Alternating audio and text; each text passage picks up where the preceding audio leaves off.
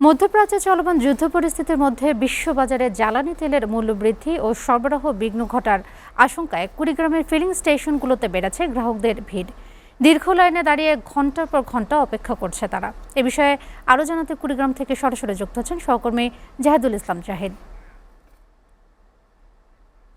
জাহিদ, কুড়িগ্রামের পাম্পগুলোতে গ্রাহকদের ভিড় কেমন দেখছেন জানাবেন।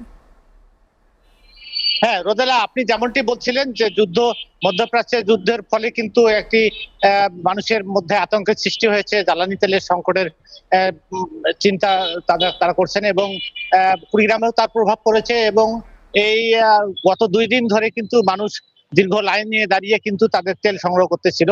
কুড়িগ্রাম একটি কৃষি প্রধান জেলা, এখানে কিন্তু কৃষির উপর নির্ভরশীল। সেখানে অনেক চরাঞ্চল রয়েছে, যে চরাঞ্চলের অনেক অনেক জায়গায় কিন্তু বিদ্যুৎ নেই, সেখানে কিন্তু ডিজেল দিয়েই কিন্তু সেচ চলে এবং কৃষি নির্ভরী জেলা কৃষি ডিজেলের উপর নির্ভর করে। এখন কিন্তু আমি মেসার্স সাহা ফিলিং স্টেশনে আছি। এখানে কিন্তু আমার পিছনে লক্ষ্য করতে পারছেন যে তাদের পাম্পটি বন্ধ রয়েছে। আমি ওখানকার যে কর্মকর্তা রয়েছেন তার সঙ্গে কথা বলেছি, তিনি বলেছেন যে তেল শেষ হয়েছে। আমি জানতে চাবো যে ওনার পাম্পটি কেন বন্ধ রয়েছে এবং তেল নিয়ে তার কাছে কি ধরনের তথ্য আছে, আমি ওনার কাছে একটু জানতে চাবো। আমাদের আসলে চাহিদার মানে বিপরীতে আমরা অনেক কম তেল পেয়েছি আর কি।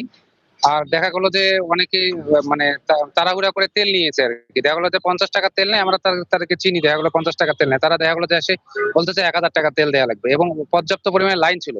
এই জন্য আমরা দেখা গেলো যে 2 দিনে 4 দিনে যেটা বিক্রি করা 5 দিনে যেটা বিক্রি করা যেত সেটা আমরা 2 দিনে মোটামুটি তেল আমাদের শেষ হয়ে গেছে আর কি। এই যে দেখতেই পাচ্ছেন আমাদের ইয়েগুলো বন্ধ, মেশিনগুলো বন্ধ হয়ে আছে। কিন্তু ওই দিকে থেকে আপনারা তেল পাচ্ছেন কি? হ্যাঁ, তেল ওখান থেকে পর্যাপ্ত পাচ্ছি না। যেটা আমাদের চাহিদা, যে আমাদের দেখা গেলো যে 2000 লিটার, সেটা আমরা দেখা গেলো যে 3000, 4000, 5000 লিটার লাগে, সেখানে আমরা সেই তেলটা পাচ্ছি না আর কি, হচ্ছে একটু কম পাচ্ছি আর কি।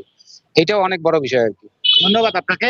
রোদেলা, আপনি উনি যেমনটি বলছিলেন যে ওনারা কিন্তু তেলের চাহিদা দিয়েও তেল পাচ্ছেন না এবং যদি এই পরিস্থিতি স্বাভাবিক না হয় তাহলে কিন্তু কৃষিতে কিন্তু ব্যাহত হতে পারে, এমনটাই ধারণা করতেছেন। আর আমি এখানকার পাম্প মালিক সমিতির কোষাধ্যক্ষের সঙ্গে কথা বলেছেন, তিনি এমনটি বলছিলেন যে তারা তেল চেয়ে কিন্তু পাচ্ছেন না এবং তাদের লাইনে রয়েছে। এই পরিস্থিতি উত্তরণে প্রয়োজনীয় পদক্ষেপ নেবে সরকার, এমনটাই সাধারণ মানুষের প্রত্যাশা। রোদেলা।